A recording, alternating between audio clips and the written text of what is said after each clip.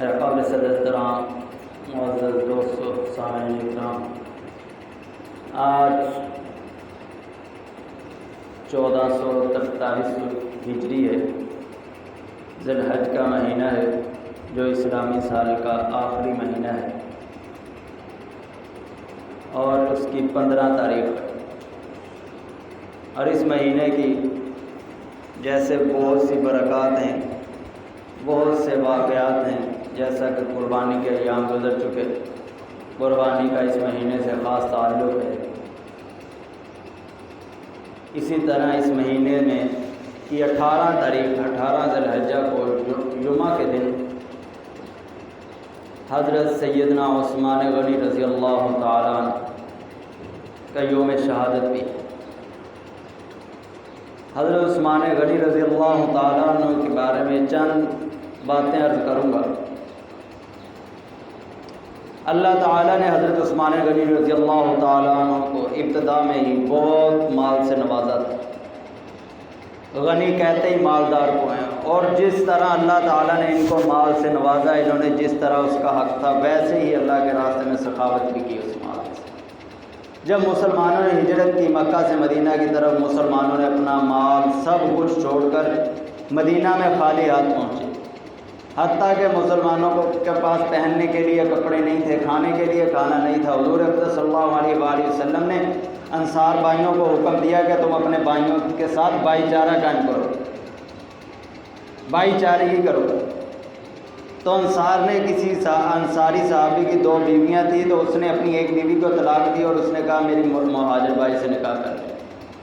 یہاں تک کسی کے پاس بڑا مکان تھا، اس نے اپنے مکان کے درمیان میں دیوار کھینچ دی، آدھا بھائی میرے مہاجر بھائی کا، آدھا میرا۔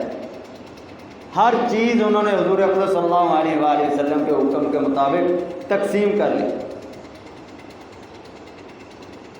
مسلمانوں پر بہت تنگ حالات تھے، حتیٰ کہ مسلمانوں کو پانی پینے میں بھی مشکل پیش آتی۔ حضور اقدس صلی اللہ علیہ وآلہ وسلم نے فرمایا کہ مسجد کے لیے جگہ خریدنی ہے۔ حضرت عثمان غنی رضی اللہ تعالیٰ نے مسجد کے لیے جگہ خریدی، اپنے پیسوں سے مسجد کی جگہ خرید کر وقف کر دی۔ پھر پانی کی قلت پیش آئی، حضور اقدس صلی اللہ علیہ وآلہ وسلم نے فرمایا کہ فلاں کنواں ہے، اگر مسلمان خرید لیں، وہ یہودی کا کنواں ہے، تو مسلمانوں کے لیے پانی پینے میں آسانی پیدا ہو جائے۔ کون ہے جو کنواں خریدے؟ حضرت عثمان خاموشی سے مجلس سے اٹھے اور اس یہودی کے ساتھ جا کر سودا کیا۔ اس یہودی سے کہا کہ تیرے پاس کنواں ہے، تم کو لوگوں کو پانی فروخت کرتا ہے، تو اپنا کنواں مجھے بیچ دے، جتنے پیسے لیتا ہے، جتنی رقم چاہتا ہے میں تجھے رقم دیتا ہوں۔ اس یہودی نے حضرت عثمان رضی اللہ تعالیٰ عنہ سے کہا کہ میں مکمل کنواں نہیں بیچوں گا، کنویں کا آدھا حصہ بیچوں گا، یعنی 2 دنوں میں سے 1 دن تم پانی لو گے، 1 دن میں پانی لوں گا۔ اور آدھا کنواں 12,000 درہم کے عوض اس نے بیچا۔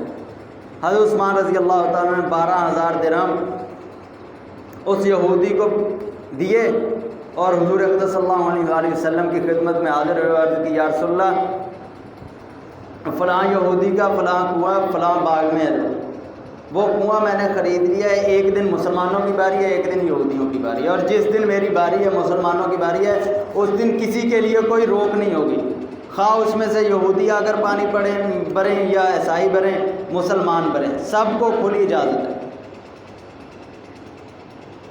مسلمانوں نے کنواں خریدا، اب مسلمانوں کے لیے آسانی پیدا ہو گئی۔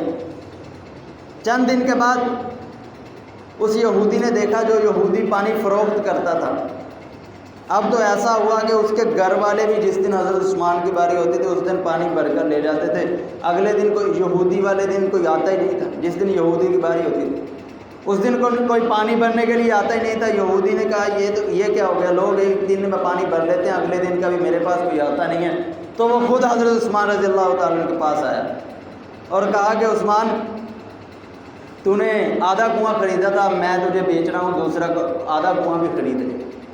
حضرت عثمان نے کہا پہلے تو نے شرط رکھی تھی، اب میں شرط رکھوں گا کہ اب تو کنواں تو بیچے گا، لیکن کنویں کے ساتھ ساتھ جو کنواں جس باغ میں ہے وہ باغ بھی مجھے فروخت کر۔ اس نے حضرت عثمان رضی اللہ تعالیٰ نے اس کنویں کے ساتھ ساتھ آدھے کنویں کے ساتھ ساتھ سارا باغ بھی خریدا، اور وہ باغ آج بھی اس باغ کا جو نکلتا ہے سالانہ اخراج نکلتا ہے، اس سے جو بھی نفع حاصل ہوتا ہے وہ سب مسجد نبوی کے جو اخراجات ہیں اس سے پورے کیا ہے، وہی باغ آج بھی موجود ہے۔ تو حضرت عثمان رضی اللہ تعالیٰ نے اتنی سخاوت۔ پھر کئی مواقع ایسے آئے کہ حضرت عثمان رضی اللہ تعالیٰ نے اپنا مال سب کچھ خرچ کیا۔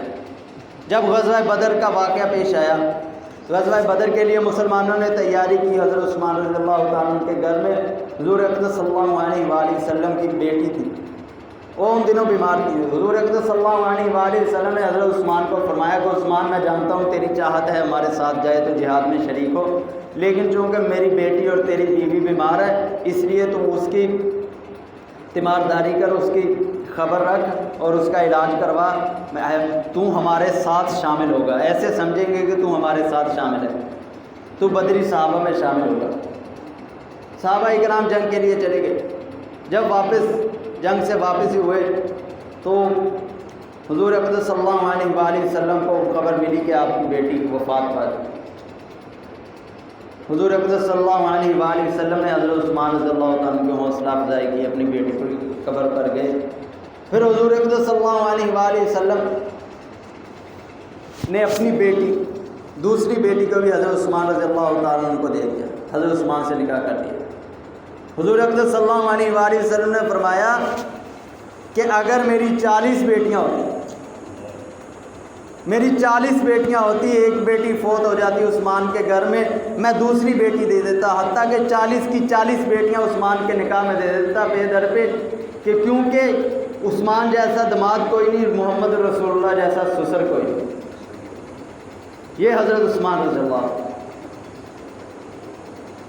حضرت عثمان رضی اللہ تعالیٰ نے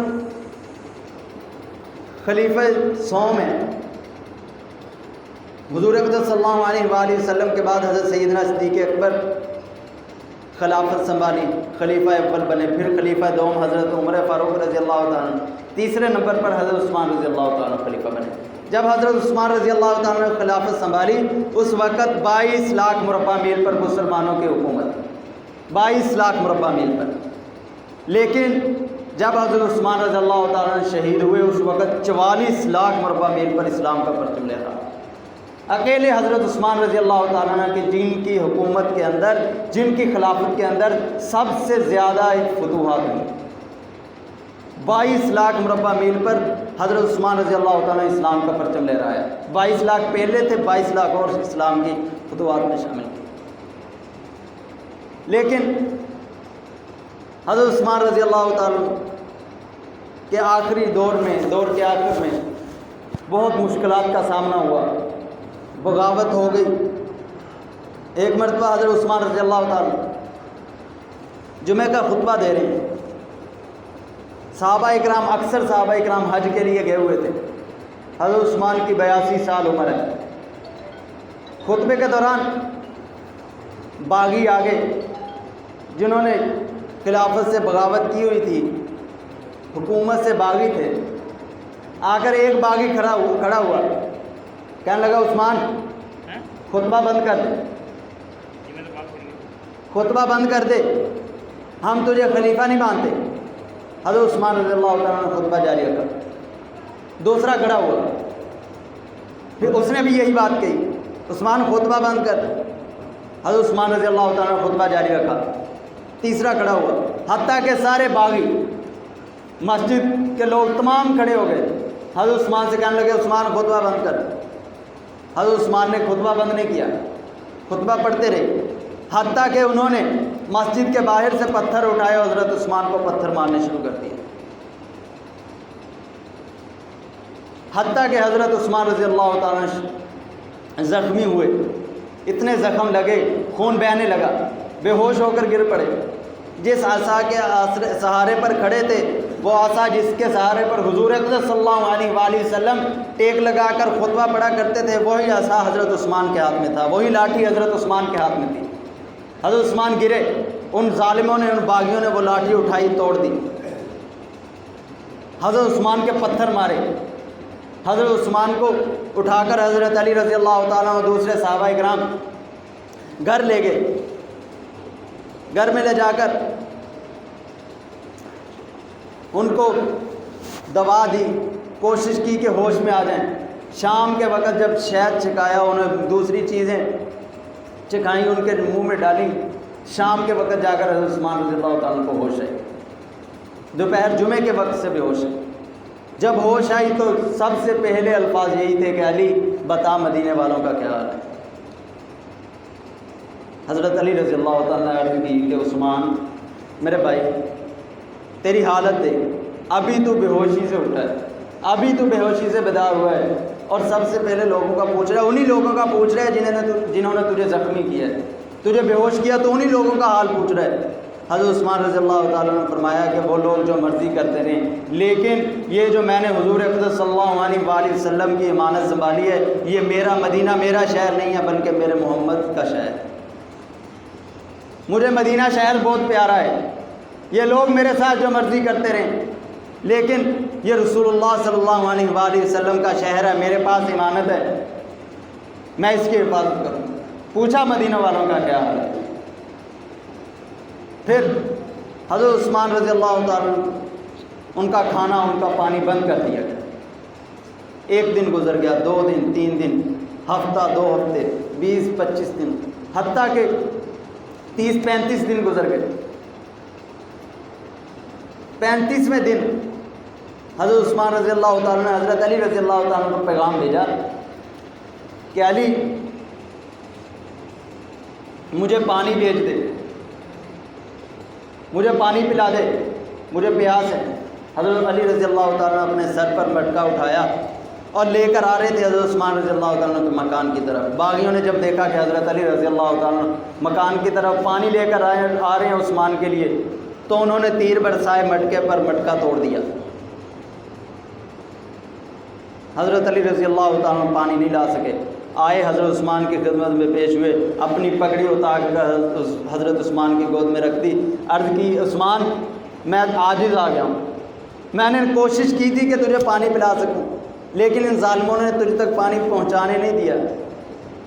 حضرت علی نے ساتھ ساتھ یہ پوچھا کہ عثمان 35 دن گزر چکے ہیں, 1 مہینے سے زیادہ عرصہ گزر چکا ہے, کس طرح جی رہے ہو, کس طرح گزارا کر رہے ہو, پانی بھی نہیں پی سکتے, کھانا بھی نہیں کھا سکتے. حضرت عثمان رضی اللہ تعالیٰ نے فرمایا کہ جب مجھے بھوک لگتی ہے میں نماز پڑھتا ہوں, جب مجھے پیاس لگتی ہے اللہ کا قرآن پڑھتا ہوں. حضرت عثمان رضی اللہ تعالیٰ عنہ کے گھر کے باہر حضرت علی رضی اللہ تعالیٰ نے اپنے بیٹے حسن و حسین, حضرت طلحہ, حضرت عبداللہ بن زبیر رضی اللہ تعالیٰ عنہ کو حکم دیا کہ ان کے گھر کی پہرے داری کرے. باغیوں نے محاصرہ کیا ہوا ہے. حضرت عثمان رضی اللہ تعالیٰ 37ویں دن اپنے گھر کی چھت پر چڑھے,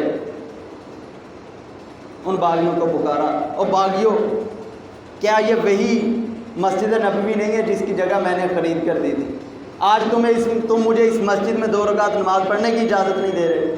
کیا یہ وہی مسجد کنواں نہیں ہے جس کو میں نے خرید کر مسلمانوں کے لیے وقف کیا تھا؟ آج مجھے اس سے پانی پینے کی اجازت نہیں ہے.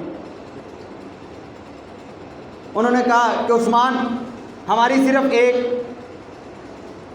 ایک بات ہے, وہ مان لے, ہم تیری بات پر تجھے چھوڑ دیں گے, تیرے لیے اجازت دے دیں گے, صرف ہماری ایک رائے پر عمل کر لے, ایک بات پر عمل کر لے. حضرت عثمان نے پوچھا کیا بات ہے, کون سی بات ہے جس پر میں عمل کروں, مجھے تم اس قید سے چھوڑ دو گے؟ انہوں نے کہا کہ عثمان خلافت چھوڑ دے.